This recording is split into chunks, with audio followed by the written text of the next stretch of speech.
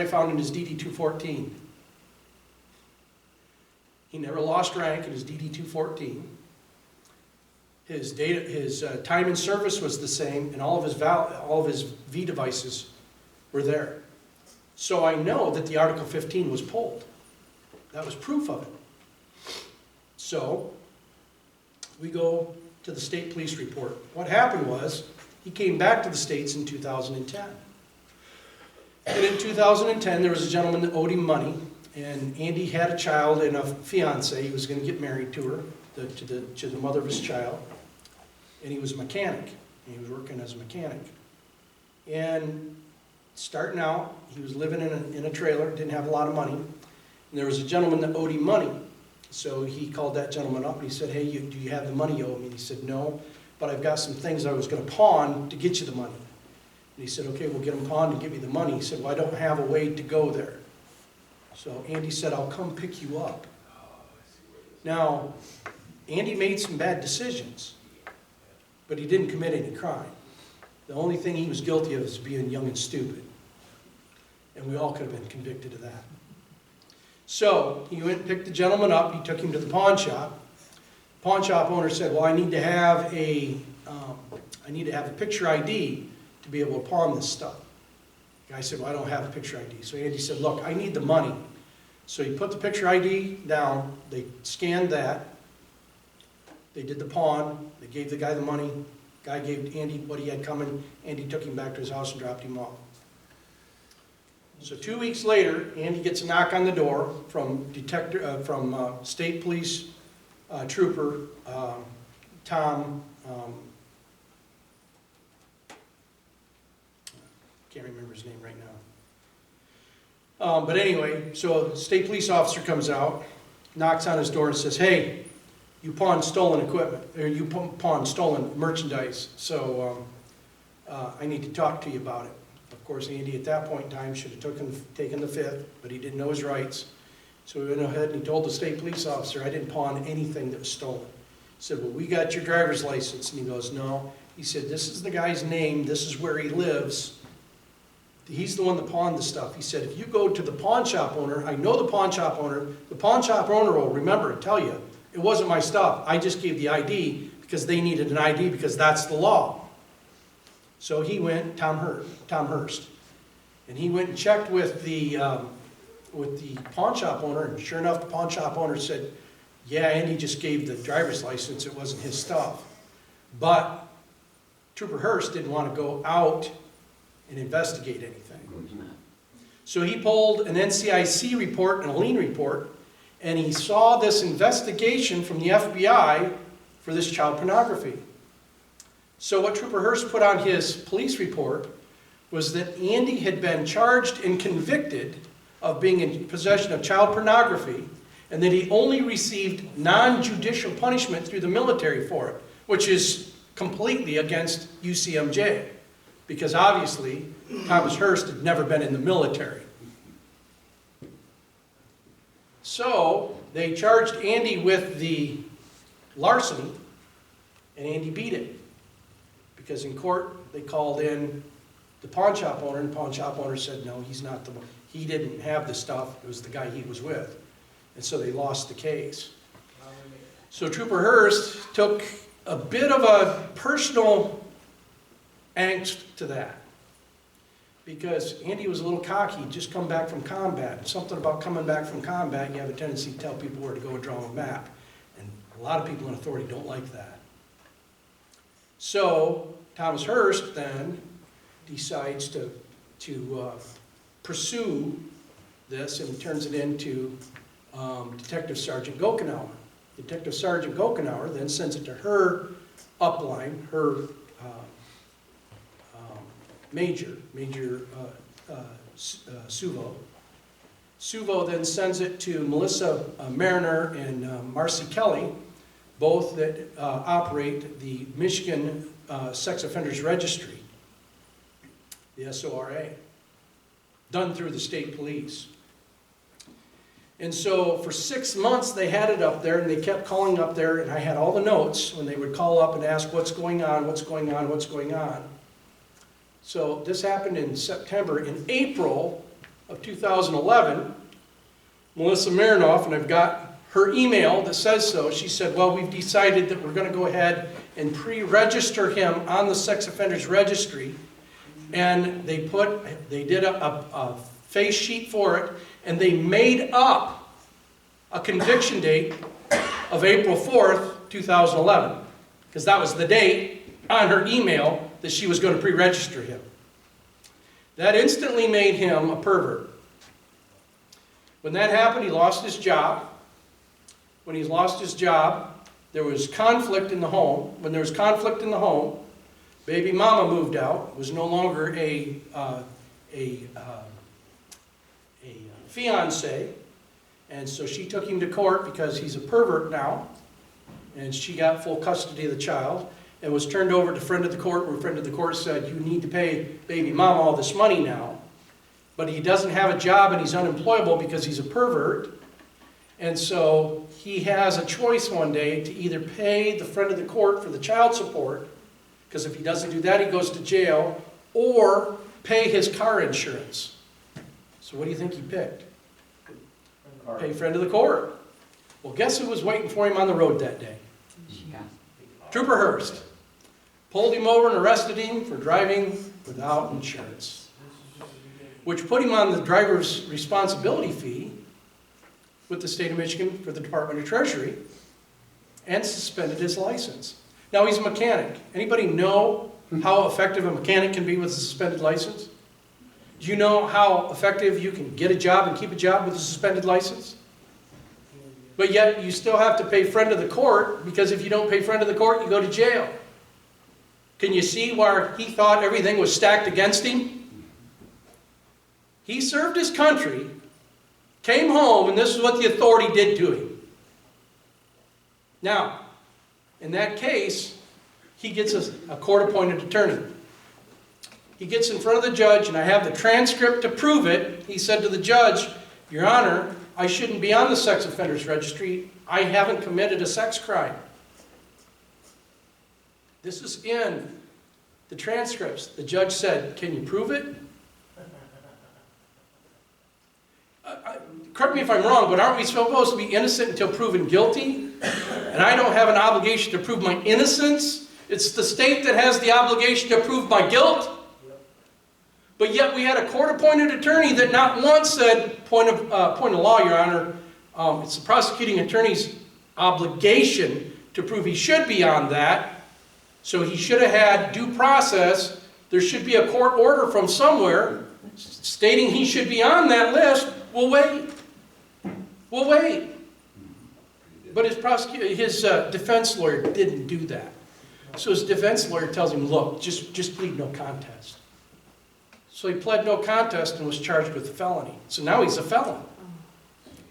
Okay? They order him to go down and register his address with the sheriff's department. So he does just that. Now he's a felon. And that's in 2011.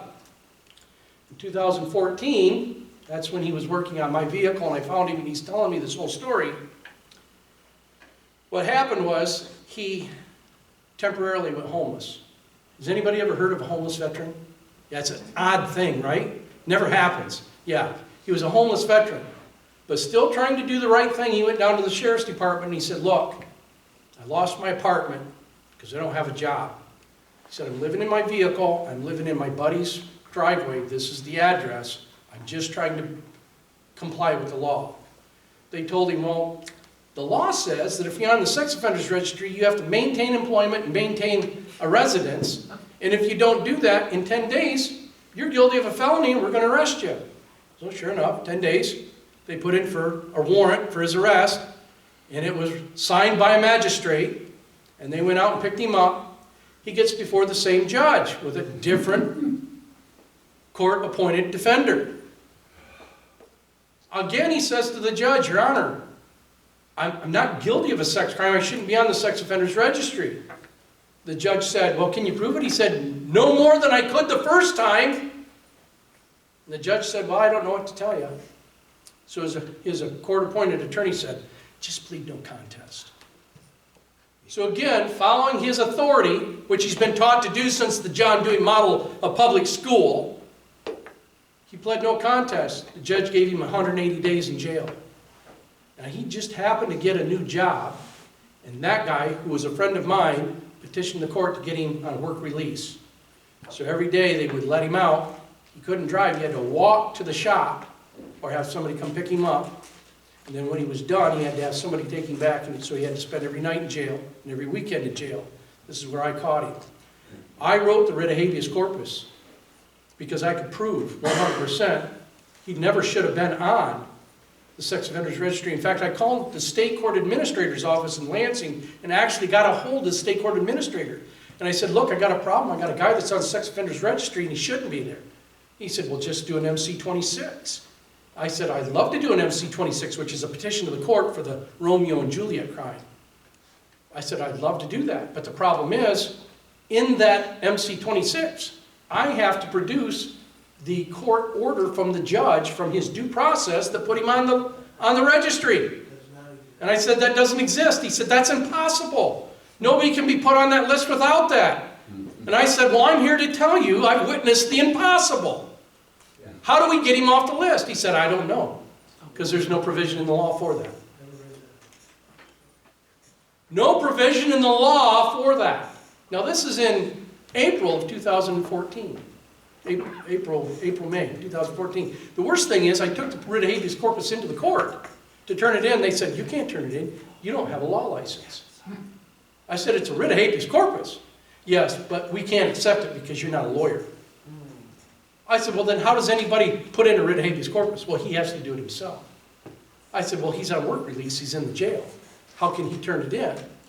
Because if he shows up here, then he violates his work release because he can only be at work or at the jail. And I said, you guys did arrest him right here at the counter. Yep. I said, then how do we do this? He said, well, he has to write a letter to the judge.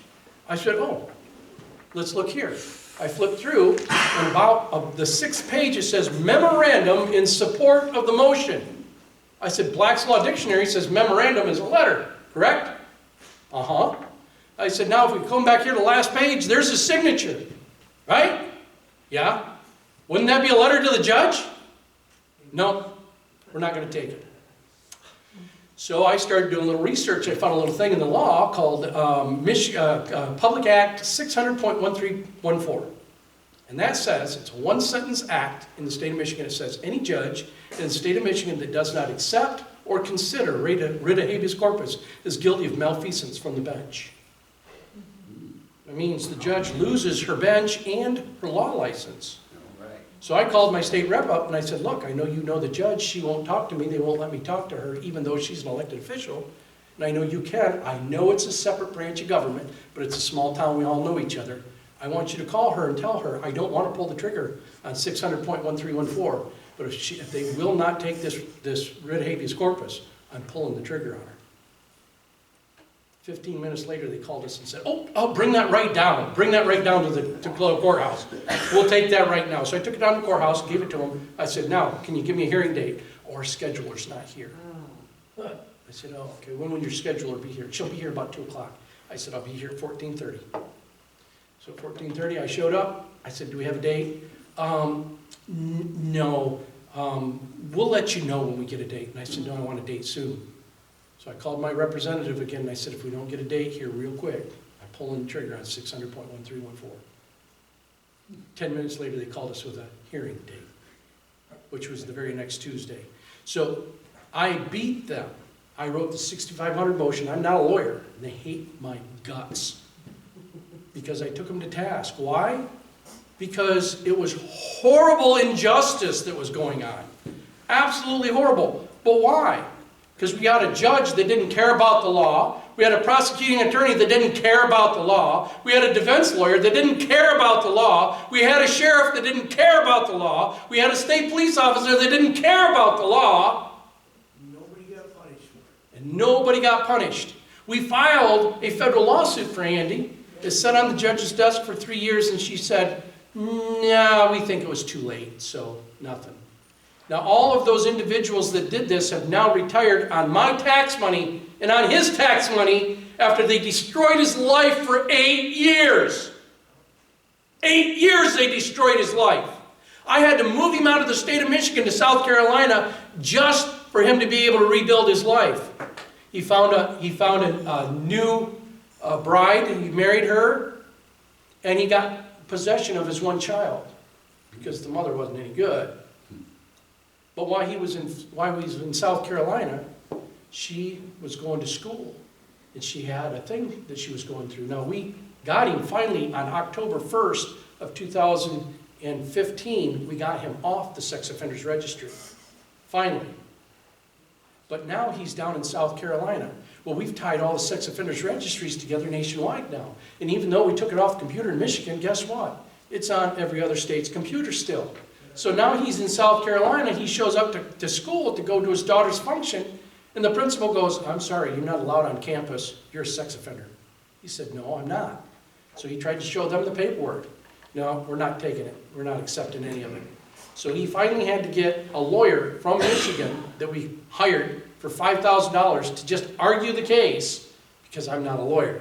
And they wouldn't do the right thing, even when it was presented to them. They're brothers from the law, they're esquires, they're noble royals, had to be involved and get paid. So finally, that lawyer called the school's lawyer and said, "Look, he is not a sex offender. It was a huge mistake. It's in federal court right now, and if you guys don't want to be a party to that federal court case, I suggest you let him into the school." So they let him into the school. Now, he ran into the same problem. He now lives in Fort Wayne. And he ran into the same problem in Indiana. This will haunt him for the rest of his life. And yet, when we said the Pledge of Allegiance and we said, "And justice for just a few," that's what we said. So we preach a lot of principles, but we don't practice them. Principles don't work when we preach them. They only work when we practice them. So, who has the most authority in the United States as a group? The grand jury and the criminal jury, for that very reason. And when we have allowed the law, now we don't even teach the Constitution in law school or the academies. We teach constitutional law, which is predicated on case precedent. Well, we argued that before, so we can't argue your case, because a judge already made a decision on that, so we're going to go with that decision. Yeah, but that case isn't exactly like my case. Well, it's close enough. It's close enough. So we can't argue that again. Isn't that stupid? You think judges make bad decisions? What about the Dred Scott case? Right? Dred Scott. Supreme Court said, no, black people can be held like animals. Right? Like a pig. Like a pig. Now we all know that's wrong. And there was a bloody war fought and decided that yes, that is wrong and we need to change that. So tell me, does the Supreme Court get it wrong? But if we're practicing case precedent law, isn't that case precedent? Go ahead, Brad. But is that not why we fought a civil war? Because of the hypocrisy Yes. of that time, the federal government? Because on one hand, you have the Constitution saying that slavery is supposed to have ended. In 1857, Dred Scott, the federal government telling a man from Wisconsin he can take this man back his property from Missouri. Yep. Hypocrisy. Yep. And we call Abraham Lincoln one of the fathers of our country and the savior of the Union, Mm-hmm. but at what cost? Yes. Because that war was not fought for slavery. And that war was fought because Congress failed to do their job in 1808. Constitution.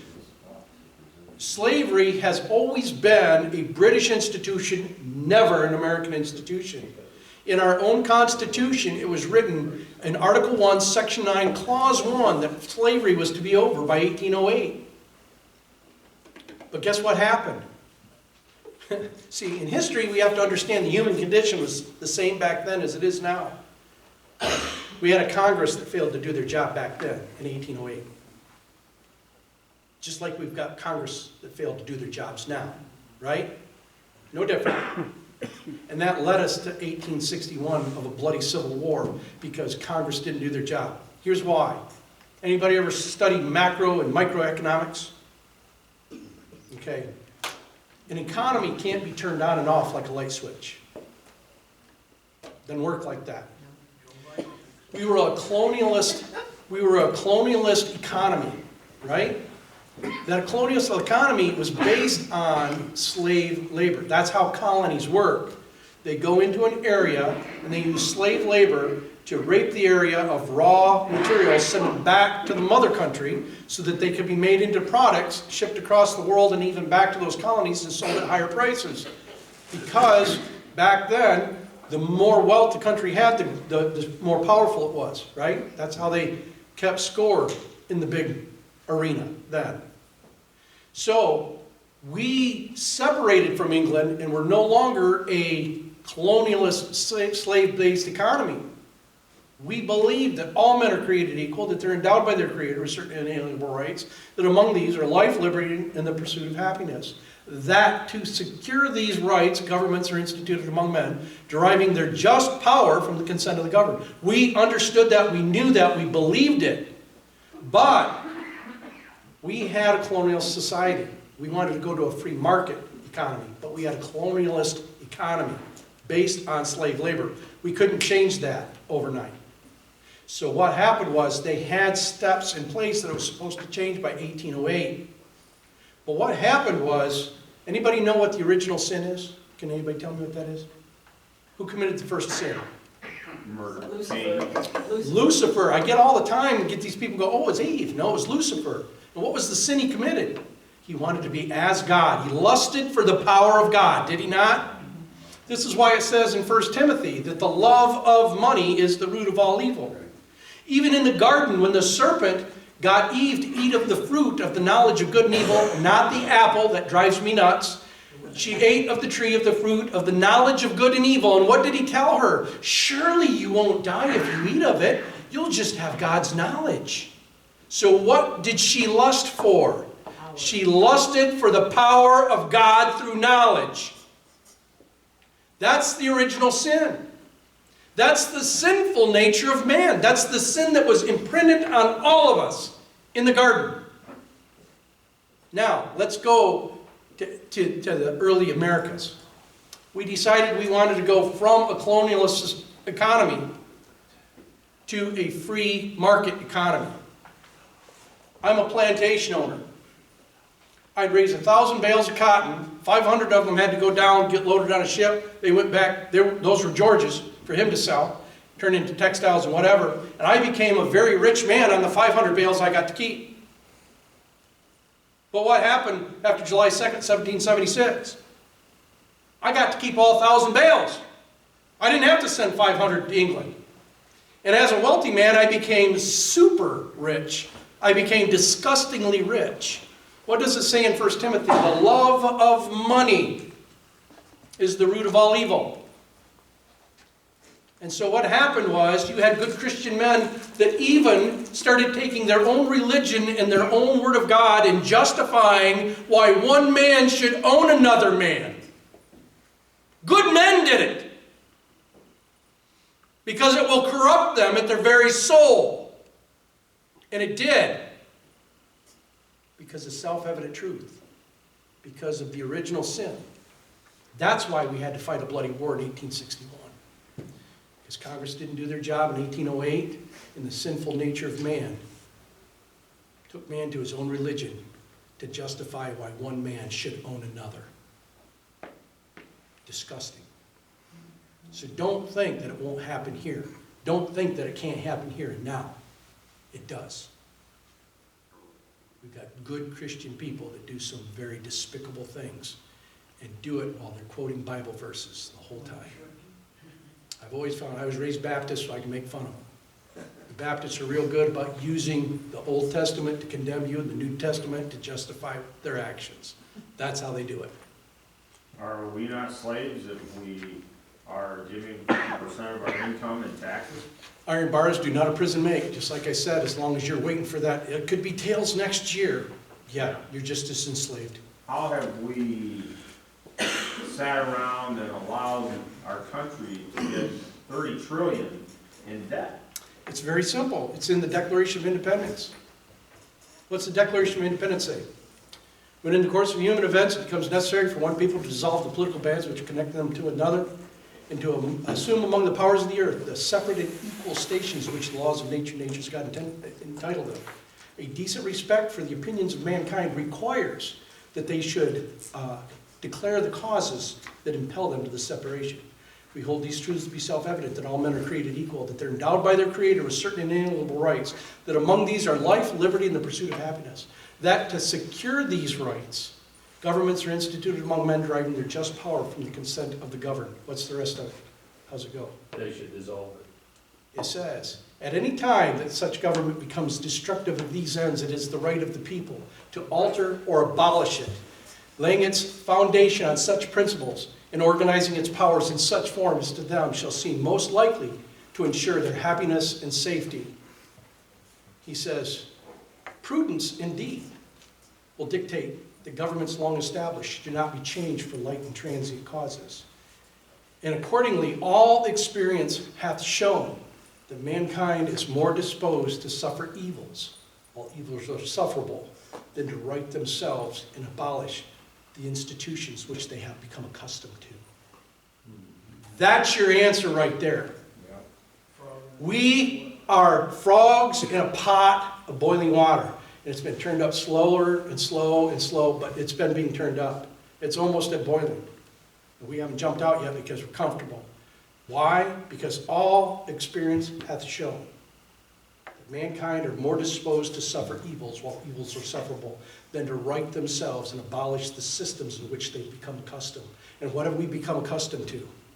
Exactly what's happening now. We think that this is the Constitution. We think that this is America. We think that this is the way it's supposed to be. And then I've got a congressman that'll argue with 218 votes. He can pass anything by virtue of he's been placed there by the people. And he argues democracy rather than republic. That's why. This is where we're at. So the first step to righting yourself and abolishing the forms in which you are accustomed is knowledge. If you don't understand the history and you don't understand the principles, there's absolutely no way you can keep it.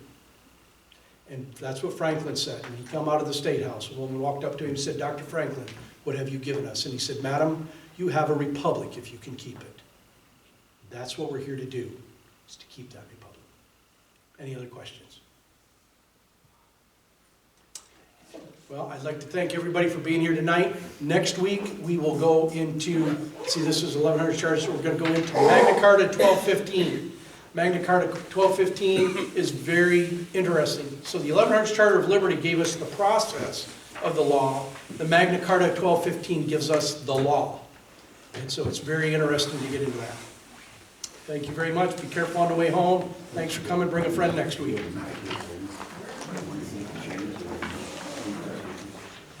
this is.